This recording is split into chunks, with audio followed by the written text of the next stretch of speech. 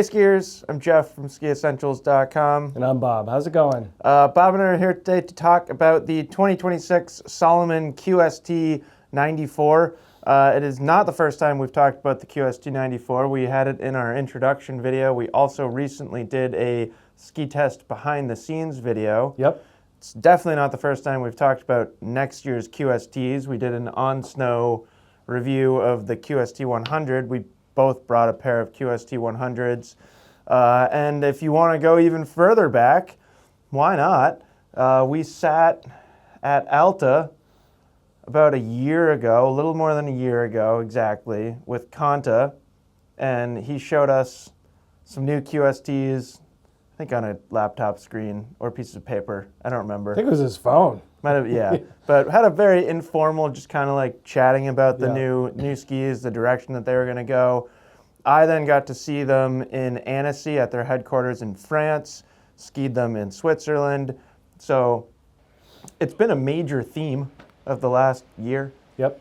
And the skis are quite impressive, I would say. I mean, so far it's been a pretty universal appeal and approval process with most of these skis. Yeah. And to be clear, we're not here to talk about how awesome the 100 is. No, we already did that. We're here to talk about how awesome the 94 is. We'll probably inevitably end up talking about how awesome the 100 is at another point too, because it is pretty awesome. And while we're on the topic, Bob, like we just did the Sender Free 100 video, and on that there were like a bunch of comments asking about QST 100 and M Free 100. Yep. And others too, but those three were kind of a consistent theme. They're all incredible, and they all have like their own individual attributes and benefits, and I think we'll talk more and more about that just as we get into next ski season. Yeah, for sure. So yeah, a lot to like here. This is the 94. And this is the 94. That's also the 94. As a reminder, all the QSTs, with the exception of the blank and the X, come with two available top sheet graphics. No longer are we differentiating men's or women's or Lux or Lumen or Stella or anything like that. You just pick your width and pick the color that you want, and that's that. I said something like this to you yesterday, Bob, so hopefully you're mentally and emotionally prepared for it. This is sometimes when I would ask some sort of leading question or try and get us on a certain conversation track that I had in mind. I'm not going to do that. Just tell me what you think. I want to go back to this morning skiing where Sure. we were on these two skis respectively. Yep. And we rode up the lift with our friend Benny, who used to manage the boot shop at our company, just a long-time ski bum. What a great angle to go in. Yeah, and he looked down at our skis and he said, "Are those the QST 95s?" And we're like, "No, they're the 94s." And But yes. And he's like, "That was my favorite ski from the ski test. I love them. They do this, they do that, they do everything." Yeah. And I'm like, "Benny, that's the exact conversation that we're gonna have right now."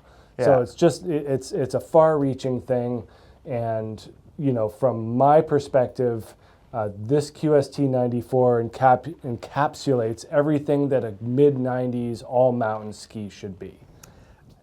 Yeah. I mean, it's cut and dry. It's pretty darn good, isn't Yeah. it? And it's its predecessor, or the ski that it replaces, that QST 92. That was always one of the skis that, like, you kind of started talking about this stuff of like, well, if you don't know what ski to buy, just go buy a QST 92. Yeah. And boy, it feels like they've carried that forward with the 94. Yeah, it's a little different though. I think that QST 92, for better or for worse, kind of landed in an intermediate to advanced category. Yeah. But it punched above its level. Yeah, I still think this kind of does. I suppose it's true that maybe it shifts. I would say it shifts up on the ability level spectrum, but I would say the overall spectrum gets bigger. Yeah. Because like I still think an intermediate can ski this just fine, and we can talk a lot more about that when we get to performance. But now I think like totally totally a good option for an expert skier Yeah. if you kind of fit this mold. Yeah, I think the main difference though is you're putting this in a mid 90s, whereas that QST 92 Low is 90s. in low 90s. Yeah. And usually you don't get that, like an intermediate skier looking in mid 90s, or they're not going to make that mental leap to say, oh, 94 and 92 really aren't that different. Like if they're on different pages, even within our comparison wall, they would be on different walls. So there's that much of a difference, as little as it may be. Fine, I'm going to personally take the responsibility for making sure that intermediate skiers do not overlook this ski due to the 2 millimeter change in That's it. width. I mean, it puts you on a different page. If you're filtering Yeah, on sure. a website, it's going to Yeah. put you somewhere else. Slightly. Yeah. I'm going to push back on that just a little bit. So yeah, I think that's all we really need to say about like kind of the introduction and the story here. Construction's pretty simple. Bob, do you want to take us through what's going on in construction? Yeah, and like you said, it's nothing we haven't said before. Yeah, and I'll probably put some footage in from the Annecy Center. Although we weren't like putting together a QST 94, but the ingredients are all the same in all of them. They're all the same. Yeah, the shape of the cork damplifier is different. Okay. But yeah, full poplar wood core in this ski, and then we have basalt fibers embedded in fiberglass laminates. So the basalt adds dampness, it adds energy, and that complements that full poplar wood core, which is interesting because even like a Salomon stance now has a poplar Karuba wood core. Yep. So Yeah, the good point. QSTs have always felt a little bit more kind of cohesive overall versus the new stance construction. Stance obviously adds 2 layers of metal, so that's a different animal altogether. This does have a metal mount plate underfoot. And then, as you said before, Jeff, there are new cork damplifier laminates in both the tips and the tails of these skis. And I think your little video there from France really shows, Of flapping it around. just kind of how unique that material is and how it inlays with the ski, I think is really important. In the older skis, it used to just kind of cover the tip here. But now you can even see on the sidewall that in this 94 here, it comes pretty far down, like almost to where the rocker starts. So the cork acts as a damping agent and really keeps the ski smooth and in control. But full sidewall overall, we're done with the double sidewalls in these skis. So they've just made that core profile thicker and more consistent overall. I think we first noticed it when we saw the new 106 come through. We're like, whoa, that's a real sidewall there. That's a pretty meaty looking ski. And that goes for the 94 as well. We didn't weigh them before putting the bindings on, unfortunately. I don't think we've ever had a 94 here without bindings on it. I don't think they so haven't, either. Like, the 100 and the blank were available for pre-purchase, but Yeah. we never had 94s or 106s Yeah. flat. But they're stating little over 1,800 grams per ski In a 180? in a 180. Yeah. A little bit heavier here in the 188, but not over 2,000 grams. Yeah. So, pretty light overall. And then from a flex perspective, they're pretty stiffer. You can feel the tail is a little stiffer than the shovel here. Yeah. You and feel that skiing it too. Yeah, you do get a nice response out of the thing for sure. A lot of the flex is already pre-built in there with this rocker profile that we can look at when Jeff holds them up. It's just so damp. It's crazy. Yeah. For not having metal in it, just like the way that it. Whoa. Yeah. It's really cool. Right. That's a technical term, right? Whoa. I think so.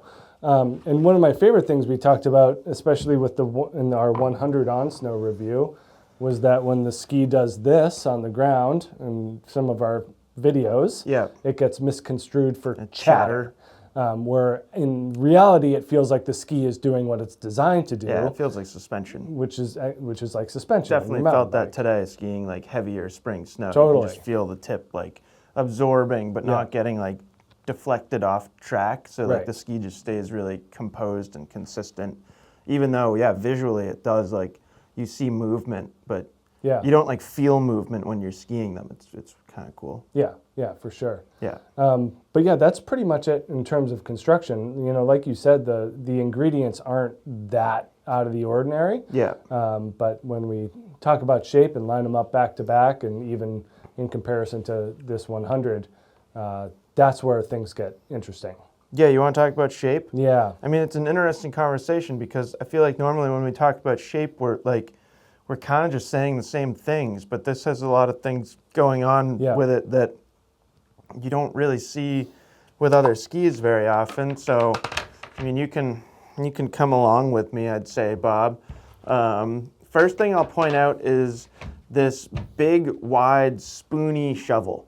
And that's something that QSTs have always had, but you know, I would love to measure the surface area from here up and compare it to the same thing on the QST 92, because this feels like it's 30% more surface area in the shovel, which is like very interesting to me. And I haven't yet found a scenario where I don't like that.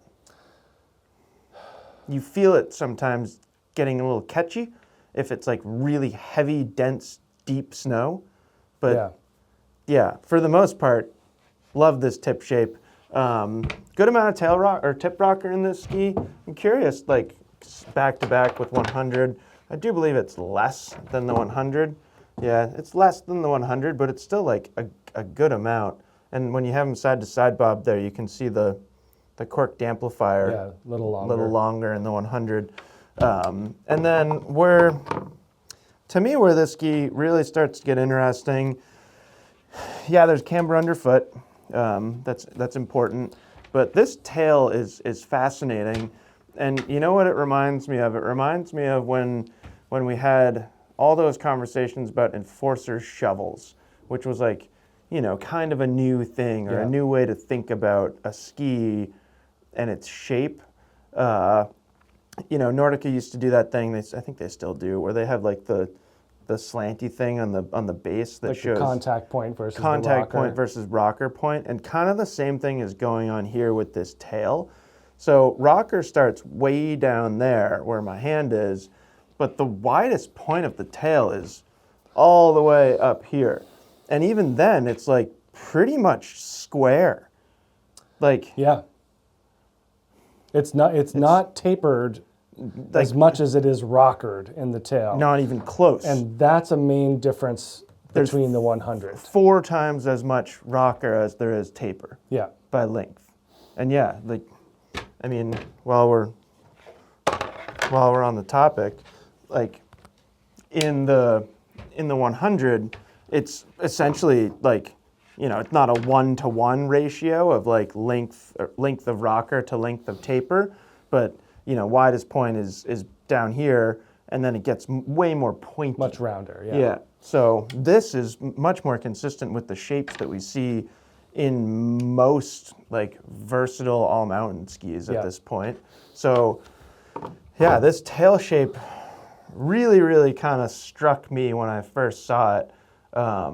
And I'm excited about it because, you know, even before I skied it, I already could tell that it was going to help the ski do some things that the QST 92 didn't do particularly well.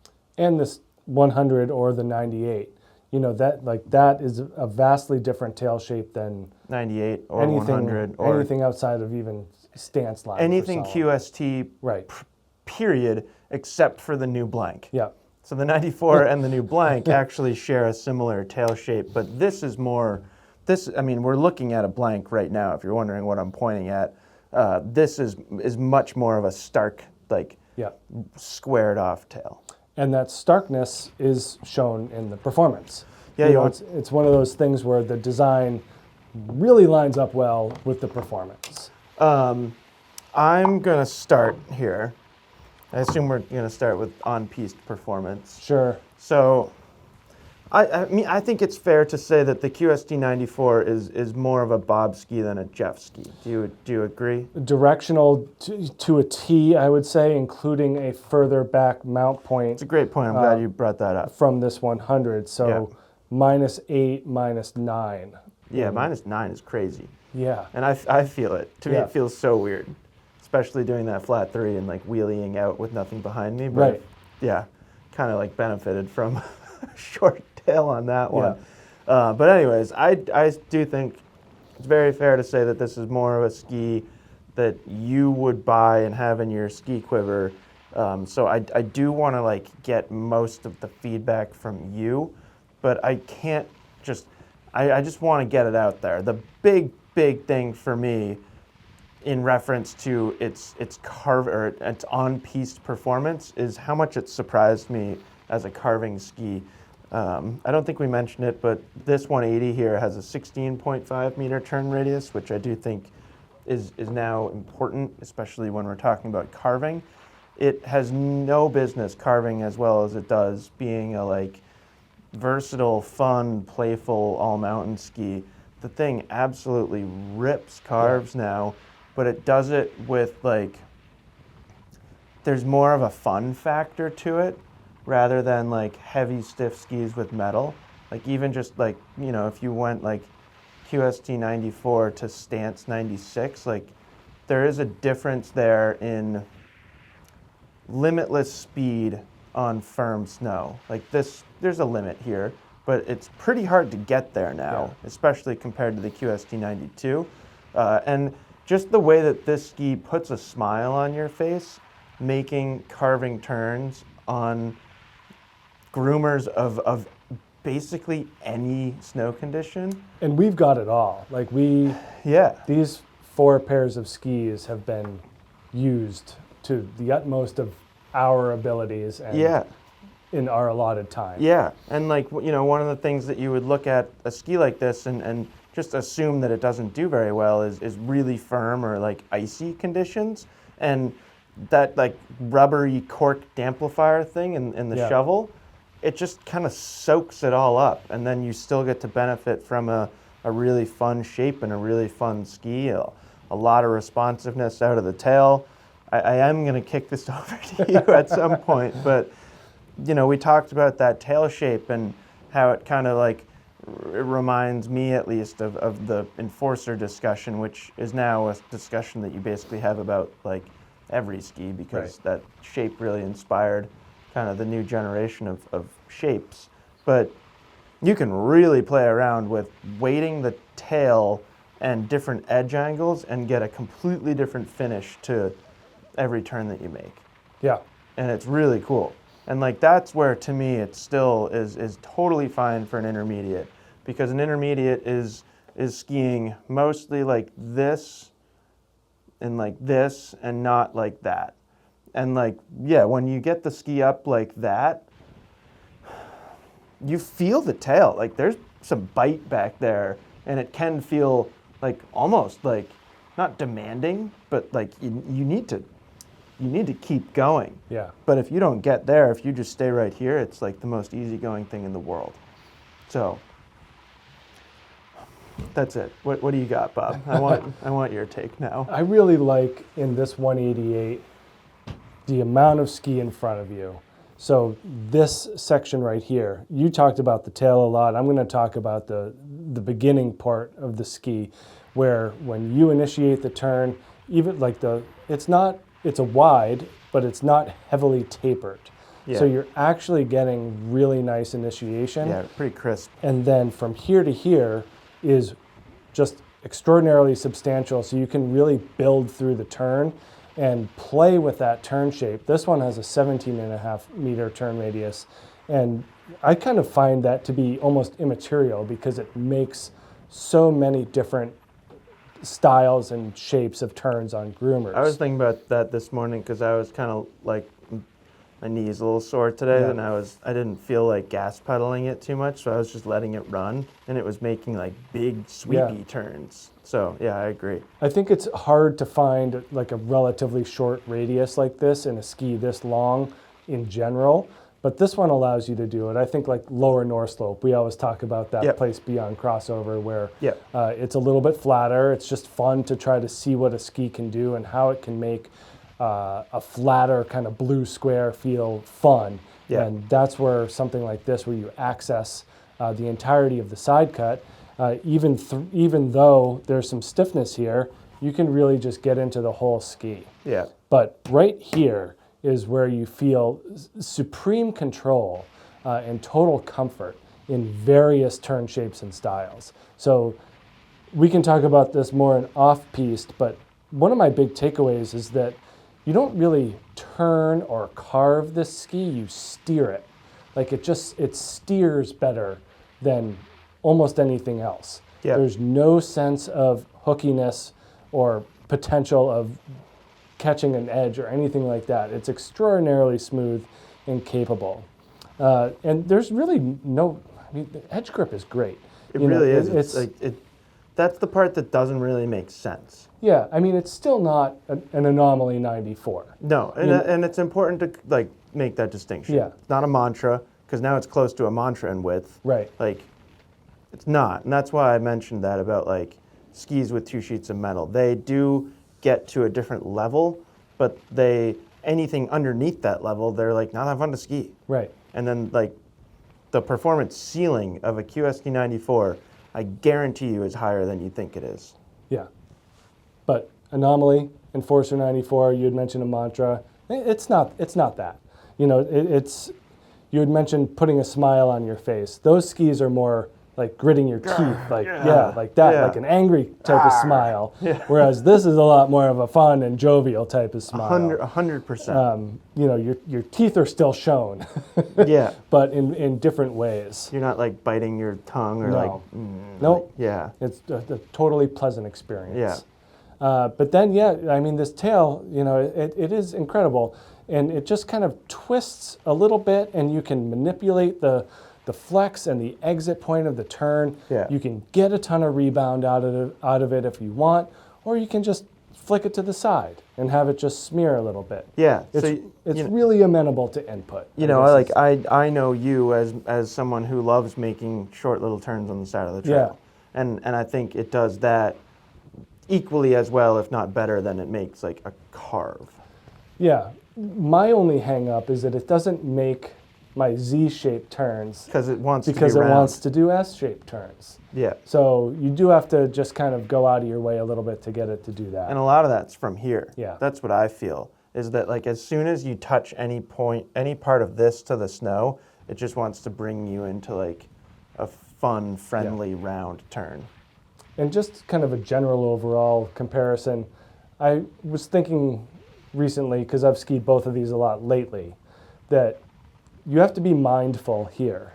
You can be mindless with the 100. The QST 94 to me is not a slarvy ski. Right. Where this is essentially like the pinnacle of slarviness. Right. Like the release and just like the way that this thing drifts and smears around the mountain is really, really fun, and part of what makes it such a great ski. This you get more bite and more of an angular finish out of the tail. Yeah, but I mean it's a wonderful carving ski, and it's crazy. It's really good. Yeah, and like I think we've used all this footage before when we did the introduction video, but my wife with like Division I ski racing background and NORAM Cup circuit experience, and you know, I'm going to stand here and say she's an absolutely incredible skier. She was blown away when she got on this and was like, like why would you want more? Like that's incredible. Right. And granted, she doesn't weigh very much, so you know, take a skier with the same ability as Megan and add 100 pounds, and maybe you'd start to not fold it, but you know, it might be. Well, that's me minus the ability. But you love it. Yeah. So. And I folded that one. Yeah. But I didn't fold this one. Yeah, I can understand that, because even me in like dense snow, I have to ski this with a little bit of care. Just a little bit short, effective edge-wise. Yeah. For me. Yeah. So phenomenal on-trail ski. Would you say just hands down across the board better than the QST 92? Yep. Yeah, me too. Now, off-piste is an interesting conversation because the QST 92 always excelled there. So again, we'll stick mostly with your feedback here. Skied some bumps yesterday, looked great. I can only imagine that you've skied it through the trees at Stowe a lot. Yep. Didn't you guys have like some powder days on it while I was gone? Yeah, whenever you leave it snows, so that's, Yeah. So what do you think? I mean, 94 underfoot, versatile shape. On paper, it kind of just screams Stowe Mountain Resort Yeah. or like New England versatile skiing. Am I spot on? Yeah, one of the days that you were gone, I think it was a little over a week ago. We got maybe a foot and a half of snow over a day and a half, and Matt and I went on a little adventure. And I don't think we have footage of it, but we might have some pictures. And Matt was on a 120, and I'm on a 94. Yep. And both of us were on good skis for our styles and abilities. Yeah, like you both had a great time. Both had a great time. Yeah. So a foot and a half of snow was not too much for this 94. The shovel. It's that surface area. Yeah. And the shovel helps a ton. Yeah, and it's just super mobile. Like it steers through the snow as if it weren't even there. Yeah. The snow, that is. Yeah. The amount of smoothness and predictability it delivers. It does just like plow is through really things. good. Yeah. And to that point, in the woods, it really allows you to make different shaped turns. And we talked about that in our On Snow at the 100, that you're not just throwing it sideways. It's not just you're not just moving the ski. You're literally making appropriate turns through this terrain. Yeah, you're like fully engaged through like every moment of the skiing process. Yeah. And if you wanna pick your line and go through some tight trees, this ski actually steers you through it. Again, just the steering. Yeah. The principles of steering really just resonated in my mind. And again, that roundness. Yeah. And that's something that I feel on it. I feel like I can control speed really effectively without, like you were saying, without ever needing to just throw it sideways. Yeah. Because you're like constantly making some kind of turn. Yeah. I'm very impressed with each and every kind of lateral movement I make. Yeah. That the ski picks right up on it. Yeah, me too. And delivers appropriately, but in a turn. Yeah. In a steered turn. It goes like this. It doesn't go like that. Yeah. Which is just it's a different feel than most other skis. Yeah, totally. When I first saw this ski, I thought a lot about you and moguls.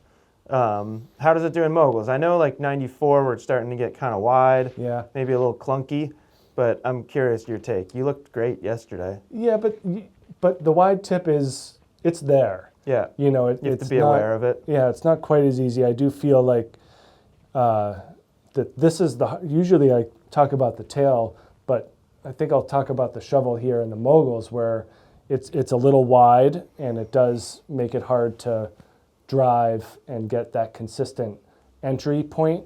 I actually really like the tail. I like how it's flared out a little bit, so you get to pressure the ski through the flare in the tail, through the lack of taper, as opposed to something that's more tapered and less rockered. Yeah. I don't mind the rocker and the flex so much, but I really like the fact that the tail is there and provides. I feel like part of the reason why you don't mind the rocker and the tail is because even though it's rockered, it's still like quite robust. Yeah. So you still, like you were talking about, like pressuring the backside of a mogul and pushing down. And I feel like you can still do that on this. Yeah. It probably just does it smoother because it's like already kind of bent. But yeah. No issues. It's just, it's not like these are low swing weight skis.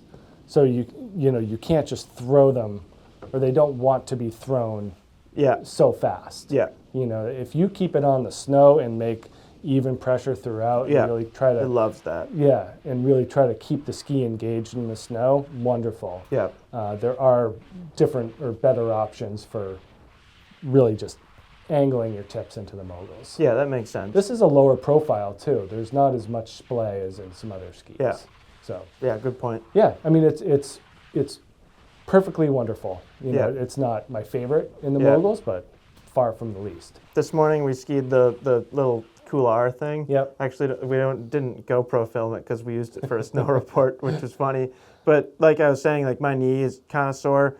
It's my own fault. It was just from that stupid flat 3 I did on this ski. Technically, it was a landed maneuver. But in a situation like that, camera in one hand, poles in my other hand, I'm going to ski down that stuff pretty cautiously to get to the film point. Yep. And even in that, I was like, it was like, this is so easy. So easy. Yeah. Ski just makes like these beautiful round turns, and you never get going too fast, and you're in full control, and like the tip stays on top of like the choppy soft stuff, and it's just like it's got to be one of the best like just shape designs, even though I don't want it. You know what I mean? No, I hear you. Like, it has nothing to do with me as a Yeah. skier. I love skiing it. It's super fun, but I'm not going to go out and own one. But just like, Yeah, and I can't help but think that it's one of like the coolest shape designs in the history of skiing. And I still wake up at night with this Going back and forth, you're conversation. like, ah! Yeah, I'm still not. And I think I told you the other day, like at this point, I don't even care. You did tell me that. Yeah. Yeah. If you made me choose, I'd be like, I don't even care. Yeah, you said choose for me. You said something like QST 94 or QST 100. At this point, I do not care. Just give me either one, and I'm going to be like very, very happy. Yeah. Yeah. Which is a great place to be. Yeah, for sure. They made it easier for me. That's it. Mindful, mindless. You could lose consciousness and close your eyes and make it down and make beautiful turns on the 100. Well, look, I have procured one for myself. Yeah, this is a great move. Yeah. I would venture a guess that we'll see you on a 94 that you own next year. Yeah. Anything else you want to say about off-piste? I mean, they're like soft snow performance. I mean, you already talked about like skiing 1.5 feet of snow, but it's like it's way better than any other 94 I can think of. So 2 of the last 4 days we skied Perry Merrill in kind of either a day-old snow or cream cheese. Yeah. So that stuff, like wide open crud and chop. Did great. Yeah. You know, having that extra shovel up there means you can kind of let it run. Yeah. I mean, we skied that last run fast. Yeah. You know, and there's not really much issue.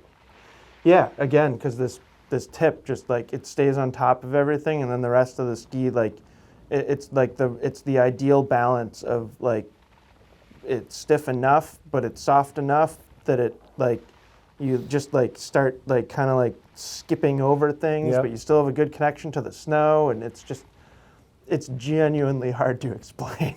I'm glad you used that word connection, because that was another one of my big takeaways here was I've never really felt more connected to the snow than on one of these 2 skis. Yeah. You know, it's just it's a direct connection, and your input is taken by the ski and really quickly translated to the snow. The friction of distance between your decision-making process and the ski doing the move is minuscule. Yeah. Yeah. And that's it.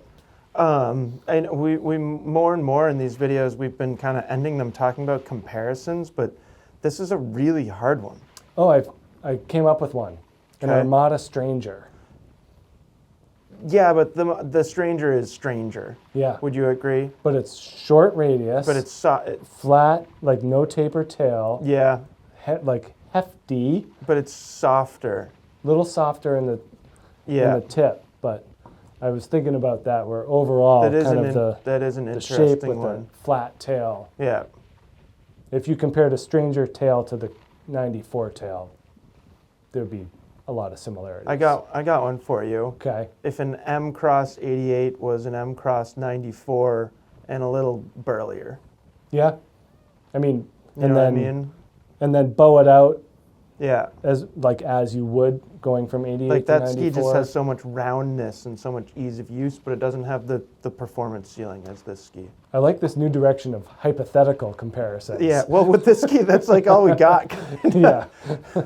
It's like, yeah, because it's unique, and I think it's pretty special. Like a Black Crow Serpo, I think is. I thought about Serpo Serpo too, but it's almost like if you'd have to take the Serpo and inject some Miras core into it. Yeah.